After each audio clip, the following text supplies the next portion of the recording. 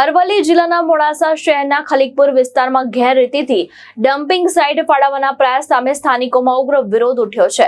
નાગરિકોને યુથ કોંગ્રેસે આરોગ્ય અને પર્યાવરણને જોખમ હોવાનું કહી તંત્ર સામે સખત ચેતવણી આપી છે। મોડાસા શહેરના ખલીકપુર વિસ્તારમાં નગરપાલિકા દ્વારા બંધ બારણે કચરાનું ડમ્પિંગ શરૂ કરાયો હોવાના આક્ષેપ સામે આવ્યા છે।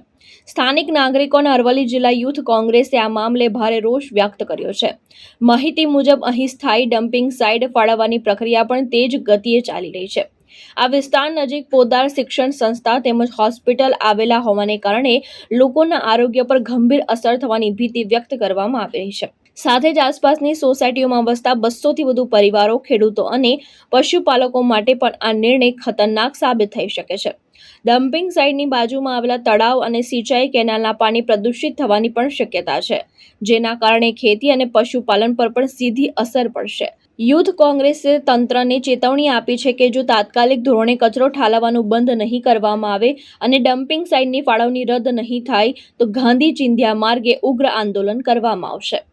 જયેશ પટેલ, દ્રષ્ટિકોણ ન્યૂઝ, માલપુર, અરવલ્લી।